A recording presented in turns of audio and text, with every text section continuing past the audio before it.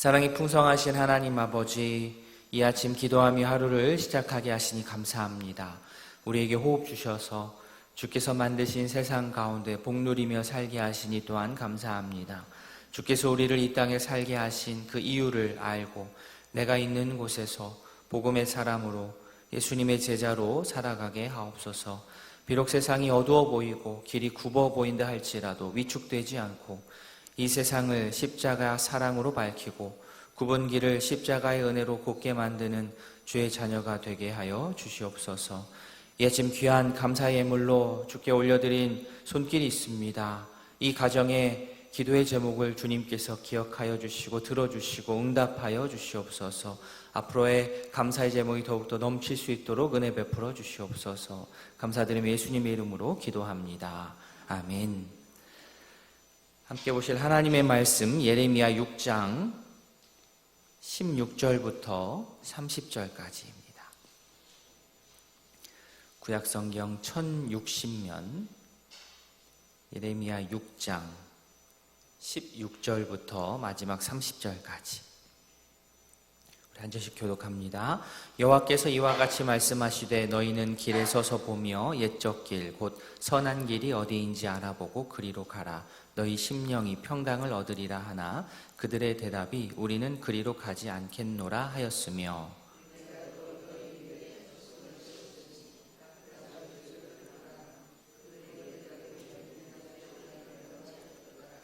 그러므로 너희 나라들아 들으라. 무리들아 그들이 당할 일을 알라.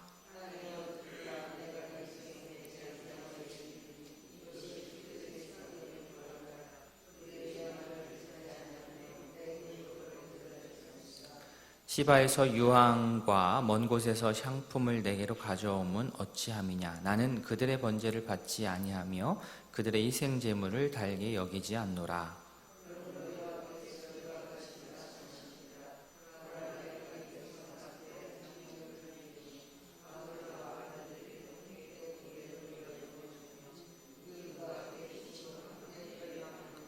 여호와께서 이와 같이 말씀하시되 보라, 한 민족이 북방에서 오며 큰 나라가 땅 끝에서부터 떨쳐 일어나나니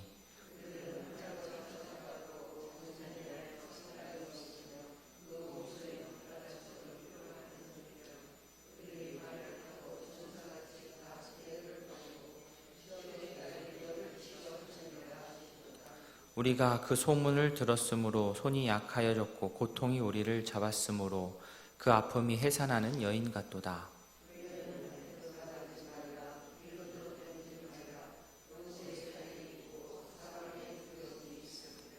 딸, 내 백성이 굵은 배를 두르고 죄에서 구르며 독자를 이름같이 슬퍼하며 통곡할지어다. 멸망시킬 자가 갑자기 우리에게 올 것입니다.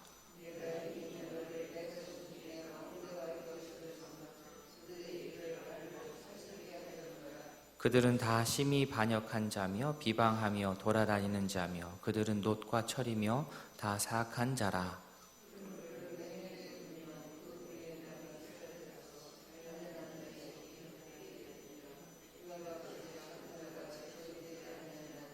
같이 봅니다.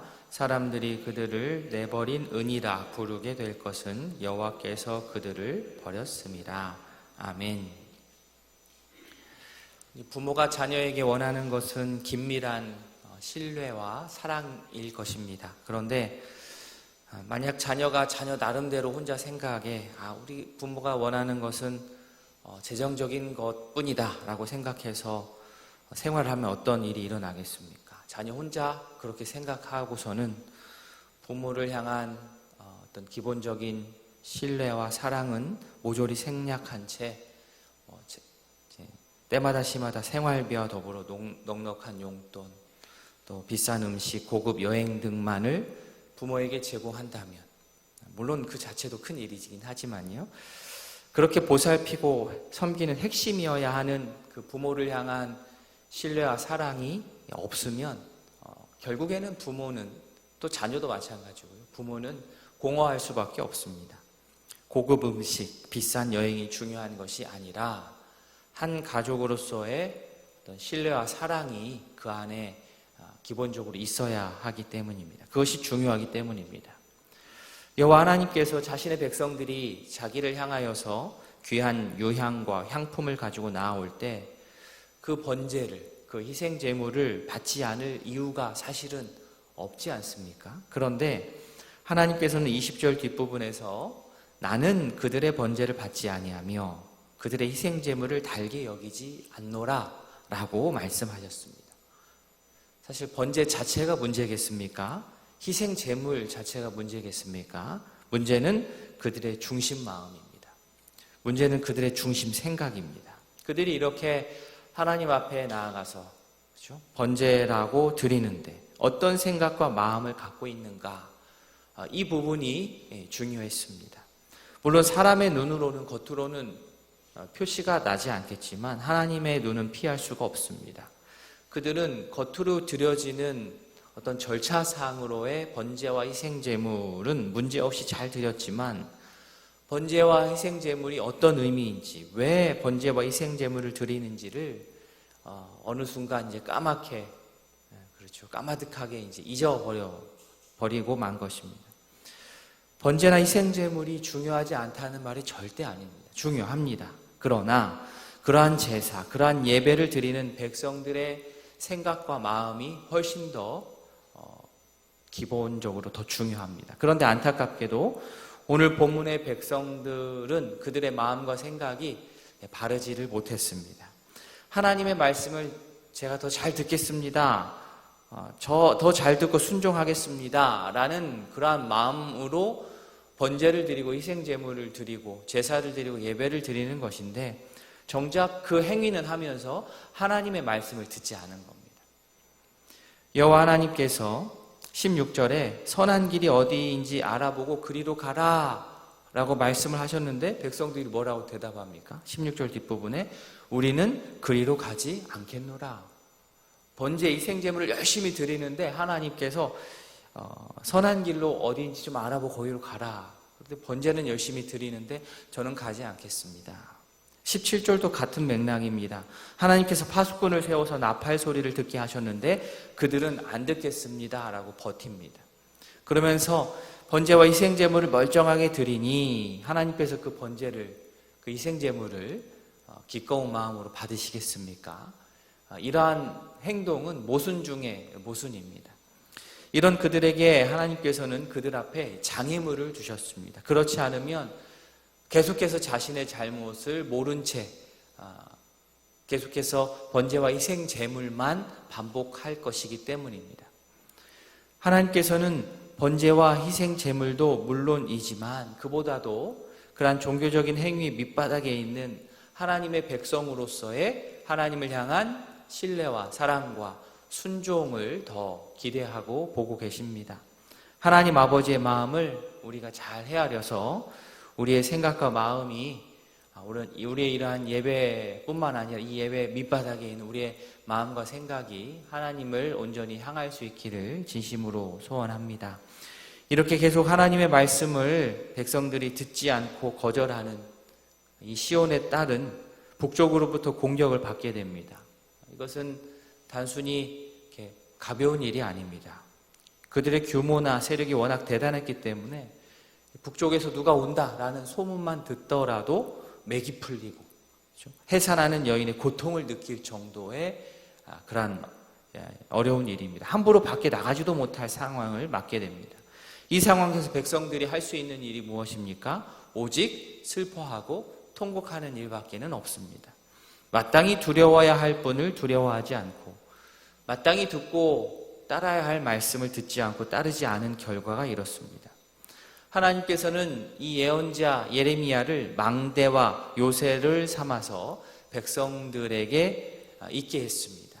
망대와 요새처럼 백성들을 보게 하셨지요. 백성들이 상황이 어떻습니까? 심각합니다. 얼마나 심각합니까? 28절에 그들은 다 심히 반역한 자며 비방하며 돌아다니는 자며 그들은 녹과 철이며 다 사악한 자라. 보니까 그들은 반역자, 비방자, 사악한 자입니다.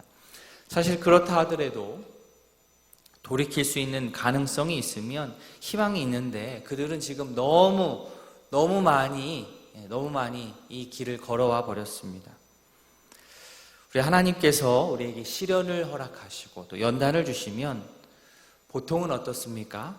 물론 처음에는 원망도 하고 아파하기도 하면서 그러지만 결국에는 자신의 잘못을 돌이키고 잘못했던 것들을 바로 잡지요. 그리고 나로 인해서 혹 어려움을 겪는 그런 지체들이 있다면 사과도 하고 또 내가 물어줘야 할 것이 있다면 또 손해배상도 해줍니다. 그러면서 하나님과의 관계를 회복하죠. 보통은 그렇습니다. 연단이 오고 시련이 올 때. 그런데 하나님께서 시련을 주시고 연단을 주시는데도 돌이키지를 않는 겁니다.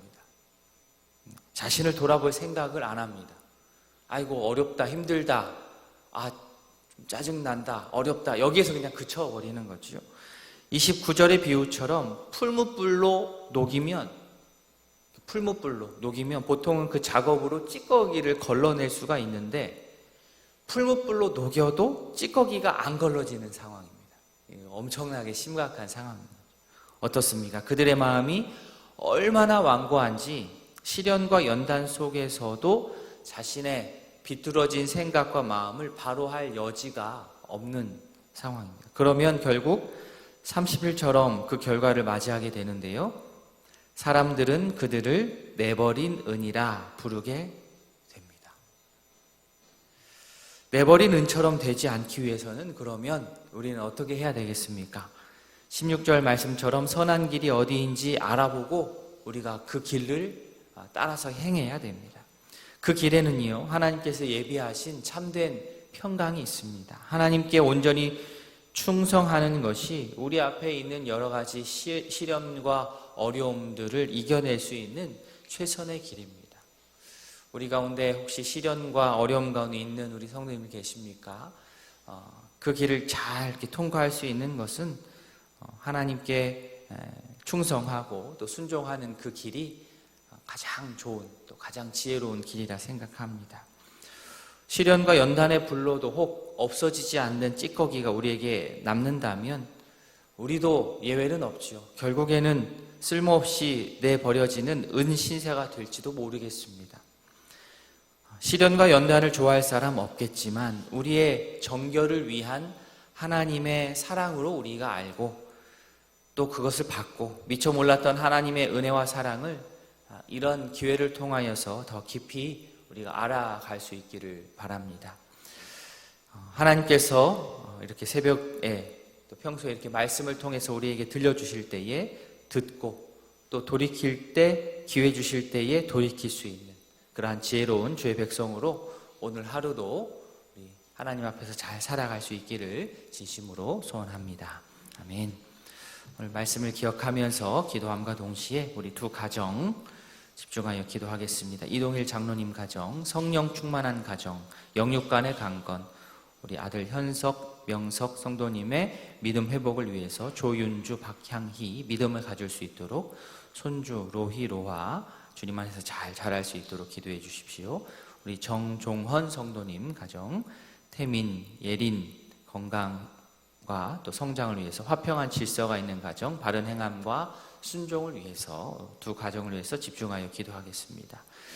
우리 계속해서 환우들을 위해서 기도합니다. 우리 환우들의 회복을 위해서 기도해 주시고 주일부터 있을 우리 중고등부 수련회 위해서 우리 저녁에 있을 수요 기도회 위해서 기도하는 시간 갖도록 하겠습니다. 다 함께 기도하시겠습니다.